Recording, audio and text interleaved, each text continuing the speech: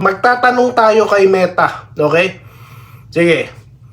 Hey Meta, what's the trade going on between Magnolia Hotshots and Northport Batang Pier?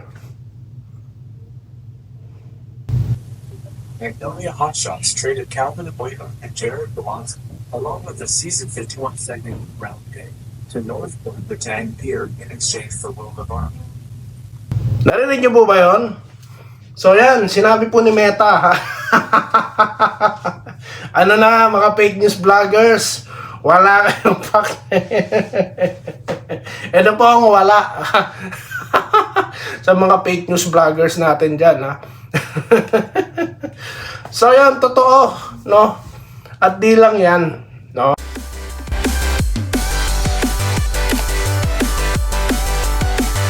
Yo, what's up? Welcome back. Dito po si Dan Riga, Doy TV Sports. Well, ating mag-uusapan, The Beast, Calvin Abueva.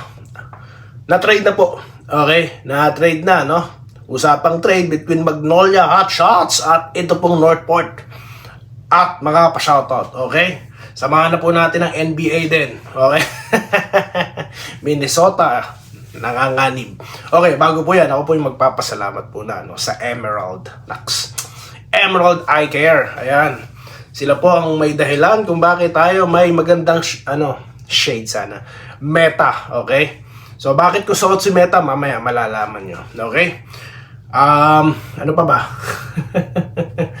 At mga nagsasubscribe po, maraming salamat. At nagfa-follow guys sa Facebook. Guys, follow na po kayo sa Facebook guys. Napaka malaking bagay po talaga sa Doy TV Sports na mag-follow po kayo sa page na yan. Okay, so wala na pong patumpik-tumpik, no?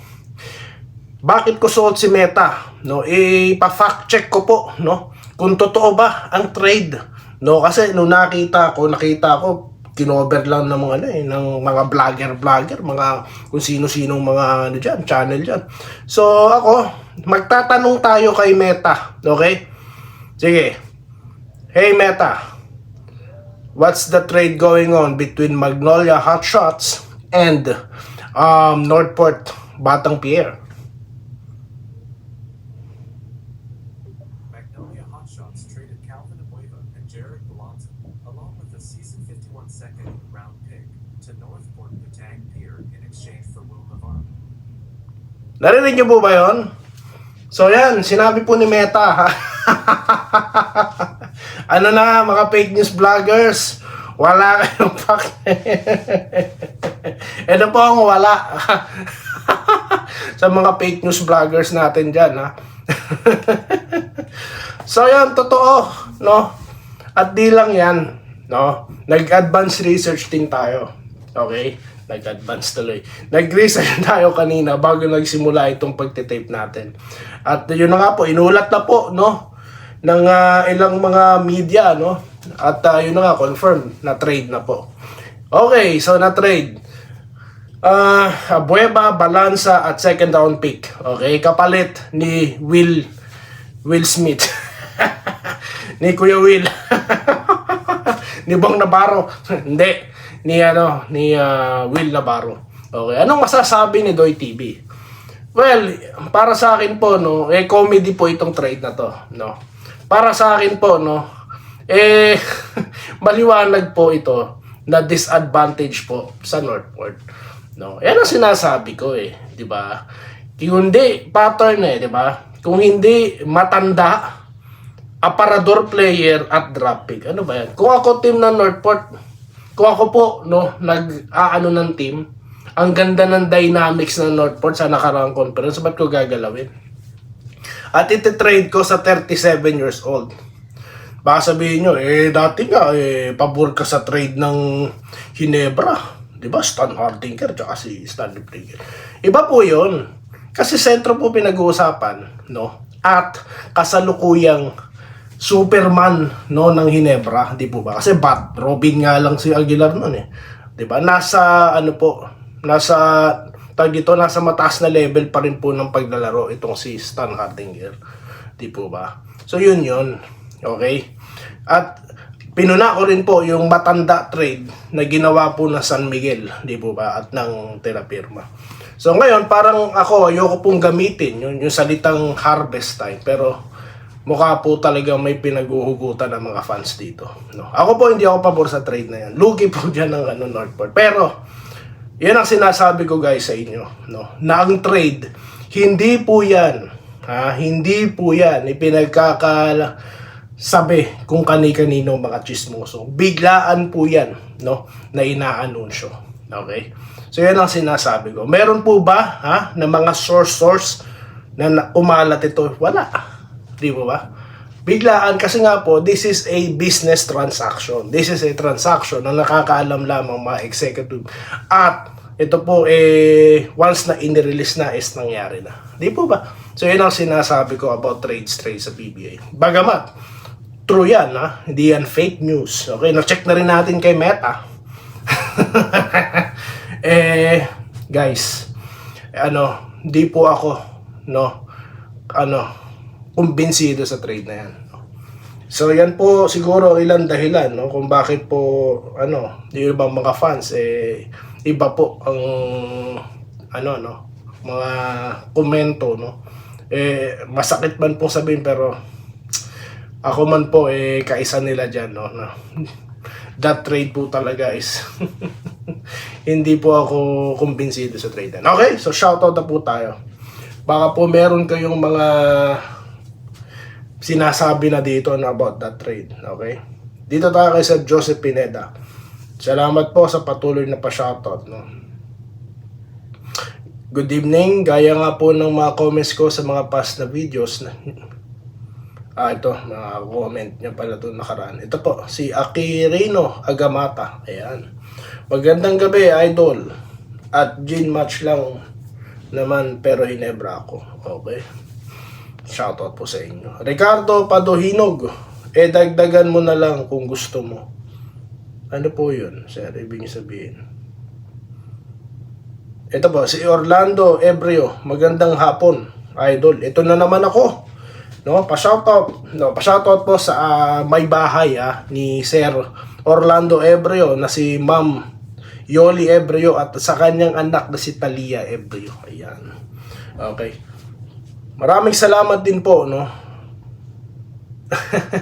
Salamat din po sa inyong patuloy na pagkokomento, sa patuloy na panonood, sir. Maraming salamat po. Okay, dito tayo kay Minerva Java. Kay Ma'am, good afternoon din po sa inyo, Okay, good luck daw po sa Hinebra. Roberto Quijano na nag-good day. Kayang-kaya daw po ng Hinebra ang Meralco, Kayang-kaya talaga at dapat silang manalo dyan. Okay, Lods, ano masasabi mo sa Ayan ang sinasabi ko, Ayan po, Ito na, tinapi ko na po masasabi ko dyan, Hindi po ako pabor dyan, Aparador plus matanda plus diba? Tignan mo ngayon ng cassette na nakuha ng pirma sa San Miguel. Nagagamit ba? Wala na, nandun na sa MPBN. So, ang sinasabi po ng mga fans dyan, harvest time. Wala mismo po kasi ang PBA parang nagiging, alam mo yun, parang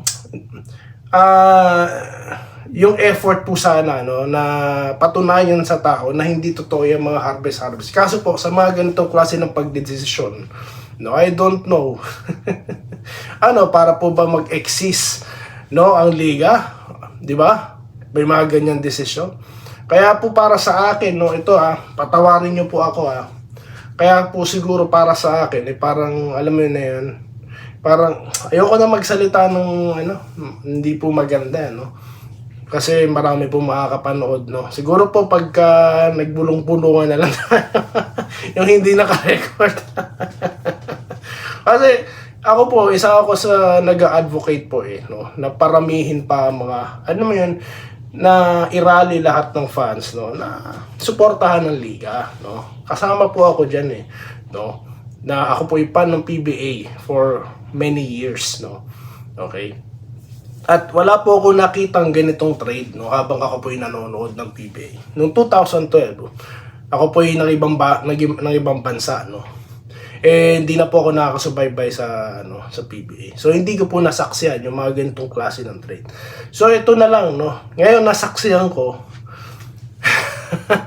Naiintindihan ko na ngayon yung mga kung saan nag-i-stem yung mga yung mga ang tawag dito, mga harvest time na yan, no. At meron pa tayong pag-uusapan sa next content Ito po ang sinasabi ng mga fans.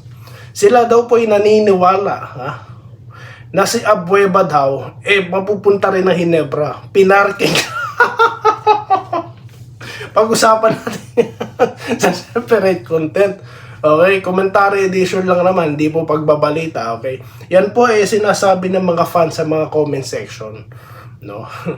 So, yan po, mahalagang matalakay po natin yan. Anong masasabi ng Hinebra Channel, Doy TV Sports sa mga ganyang klase ng mga kuro-kuro? Okay? So, shoutout ulit, bago tayo pansamantalang magpaalam. Ingat din King sa Meralco, Mapanak Alexander Bautista. Okay, Vincent Nava, good day, kabayan Doy, never for the win daw. Rodante Sabida, last 4 games nila, panalo tayo, kahit sino sa kanila, papalagan daw ng Hinebra. No, Doy DB, kamusta work nyo dyan sa Canada? Mag-iingat sila kay Hardge. Baka dapat basketball laro. Well, una, to answer your question, sir, no? Maayos naman po ang ating hanap buhay dito, no? Maayos naman po, no? At okay naman so far, no? Bagamat marami pong mga narinig ngayon about Canada, no? Siguro one time itatopic po natin yan, no? Para naman po sa ibang gustong mag-Canada, no? Segue muna tayo, okay? Pag-usapan natin House Canada. So maraming salamat po, nabibigyan nyo ako ng idea na gusto talakayin dito sa Doy TV. So yan lamang po, guys. At muli, ako po yung nagpapasalamat sa inyong patuloy na pagsuporta. Shoutout po kay Ma'am Irene Giles, no? At Sir Rain Ingasca, okay? Sir Peter Aniban, Sir Archie Makirang, okay? Sa dalawang Bobby Payawal, Bobby Kabading, okay? Sa libo-libong fans, no? Ng Barangay Hinebra na nakatutok dito. Sa Facebook man at YouTube, mga taga-suporta, maraming salamat po talaga sa inyo, guys. Sir Alejandro Tronson, okay? Sir Andrew, no? Maraming salamat sa iyo. At muli, sa Emerald Eye Care. Magkikita-kita po tayo sa susunod na video content. Dito lamang si Denrica, Doy TV Sports. Muli, maraming salamat po sa inyong panonood. Salamat po sa panonood. Subscribe na para sa mga susunod na basketball at boxing videos.